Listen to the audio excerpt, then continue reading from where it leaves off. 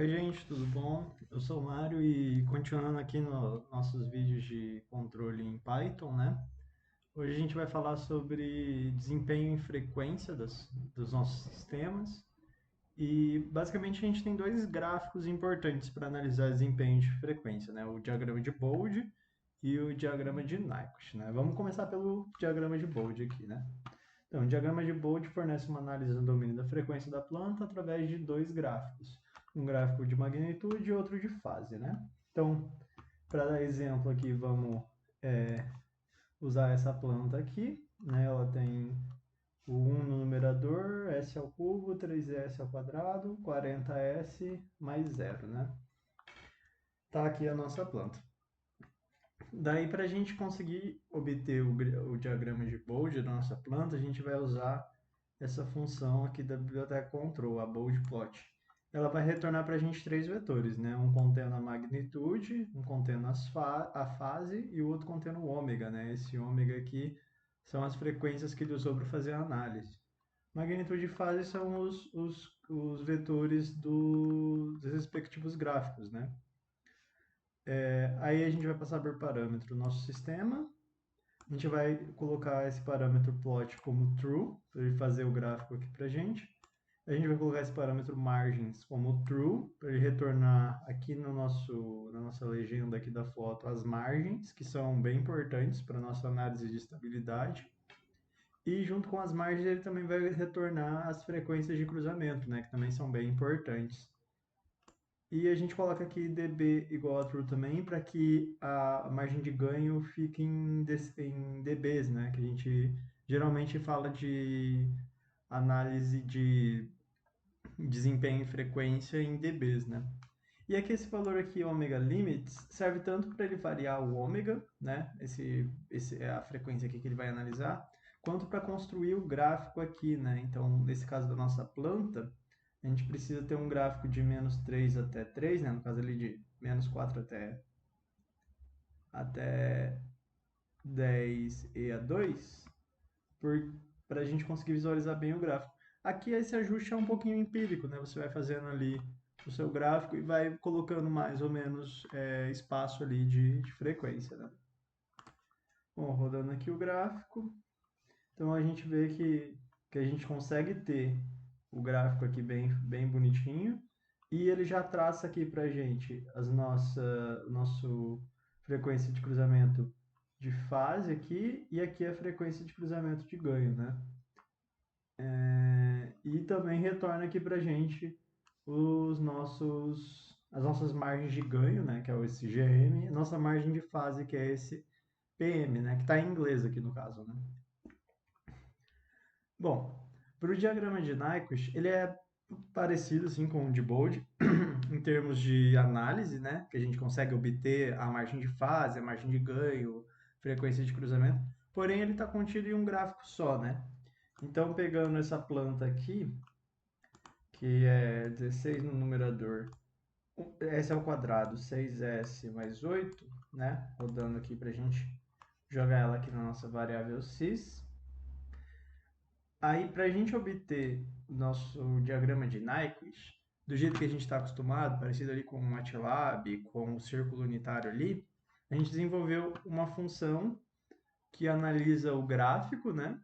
E plota esse círculo unitário e retorna para a gente aqui a margem de ganho e a margem de fase. Basicamente, o que a gente faz aqui nessa função é usar a biblioteca, o método da biblioteca control, que é o Nyquist plot, que é bem semelhante ao bold plot, né? A gente vai passar o sistema, plot igual a true. Aqui o ômega não precisa passar, mas se você quiser passar também, pode passar. Eu só deixei comentado aqui por um detalhe mesmo, mas se você quiser passar o ômega, pode passar também. Não tem muita diferença no resultado final.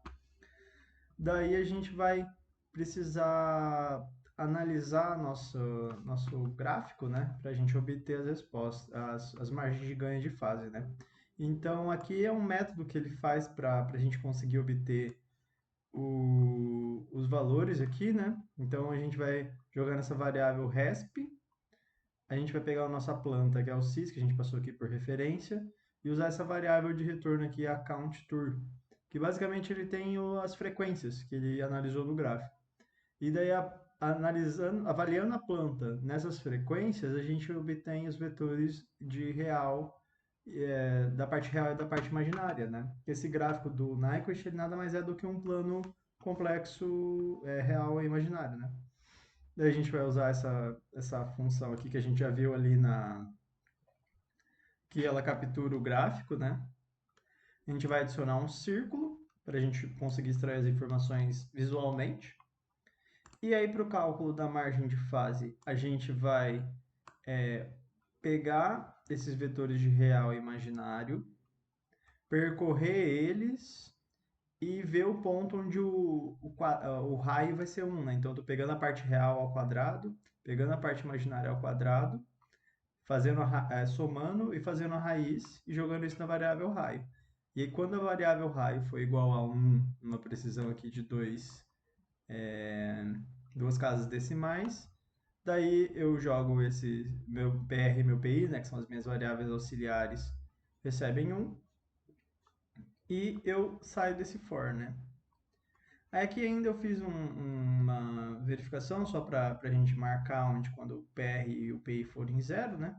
Aqui isso quase nunca acontece, porque mesmo quando ele cruza aqui no ponto aqui, ele acaba recebendo esse ponto, né? Então acaba que a gente vai analisar o gráfico ali, quando tem uma margem de fase 180, a gente vai concluir que a margem de fase é infinita.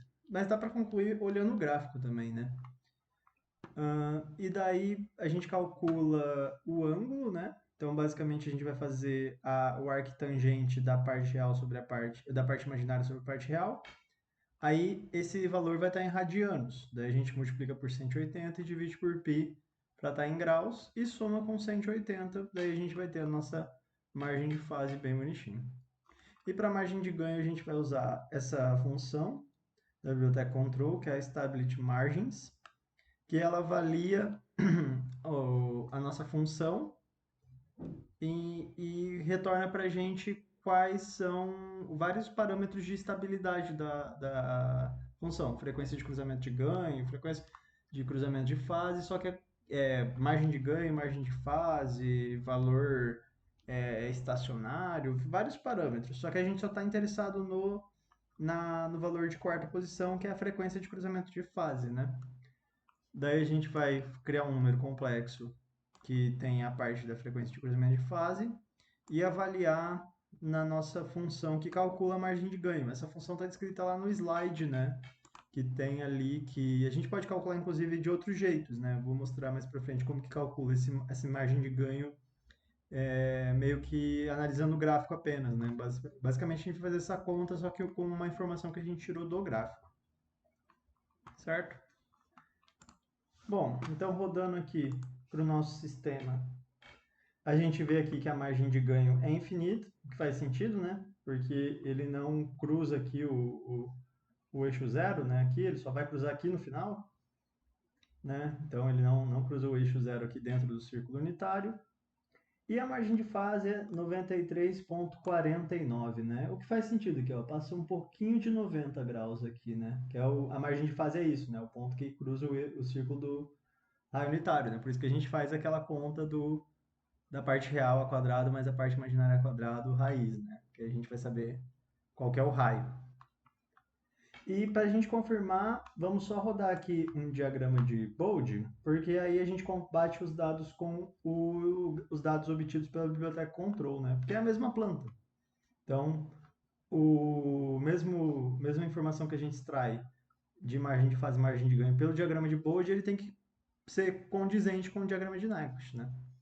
Então, a margem de ganho está infinita.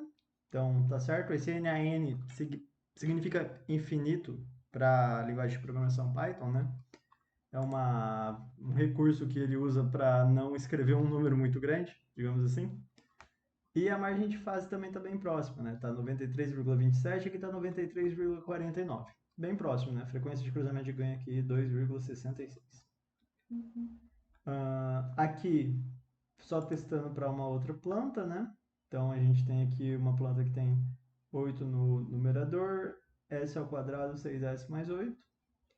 E a gente vê aqui que ela não tem margem de ganho também, e a margem de fase aqui é 180, né? Na verdade não é bem 180, significa que ela tem uma margem de fase infinita, né? Porque ela não sai aqui, né? O gráfico do diagrama de Nyquist não cruza o círculo unitário, né? Então, confirmando aqui com o diagrama de Bode, a gente vê, né? Margem de ganho infinita e margem de fase infinita também. E aqui testando para um gráfico que tem a margem de ganho e a margem de fase calculados, né? Então a gente vai ter um gráfico que tem 10 no numerador, aí vai ficar S à quarta, 3S ao, S ao cubo, 3S ao quadrado, 11S mais 6, né? Aí fazendo aqui, a gente vê que a margem de fase é mais ou menos 90 mesmo, né? Que é o ponto que cruza aqui o círculo unitário. E a gente vê aqui que ele cruza o eixo imaginário aqui, né? O eixo real aqui, né? Ele cruza aqui o eixo real. Então, como que a gente calcula, né? Como que a gente chega graficamente nesse valor aqui? Bom, eu vou abrir aqui o Sublime, porque aí a gente vai precisar retirar um ponto do gráfico e é mais fácil fazer isso pelo Python rodado no código mesmo, né?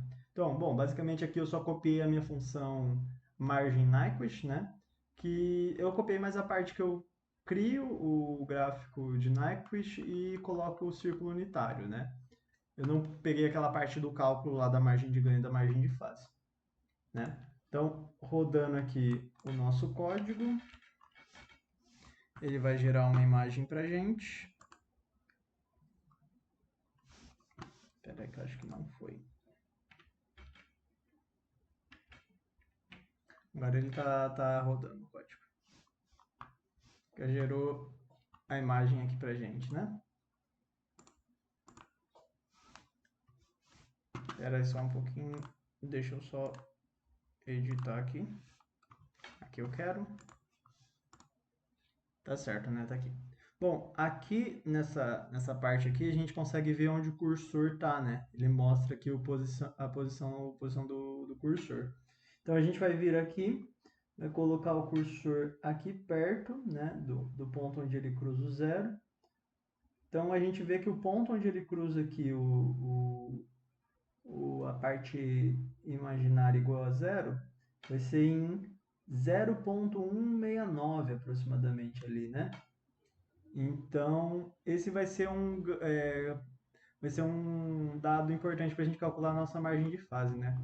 Porque se a gente for relembrar ali das fórmulas da, da aula ali, a gente tem que esse ponto aqui é o nosso ponto B, né? E a gente consegue calcular a margem de fase baseado nessa fórmula aqui, né? Então, vamos só colocar o valor ali que a gente encontrou, 0.169. Daí a gente vai multiplicar por 20 e multiplicar pelo log na base 10, né? Porque a gente está tratando aqui de dB, de 1 sobre B, né? E essa vai ser a nossa margem de ganho. E a gente vê que bate com mais ou menos, né? Bate próximo ali com o valor que a gente obteve, né? Que a gente obteve 15,56 e aqui 15,44. Só rodando aqui o nosso diagrama de Bode para confirmar, né? Então 15,56 a margem de ganho e a margem de fase é aproximadamente 90,31. Aqui pelo diagrama de Bode ele deu 90. Bom, então é isso. Espero que tenha ficado claro os conteúdos e que vocês tenham entendido bem. E a gente se vê no próximo vídeo. Valeu, obrigado, tchau, tchau.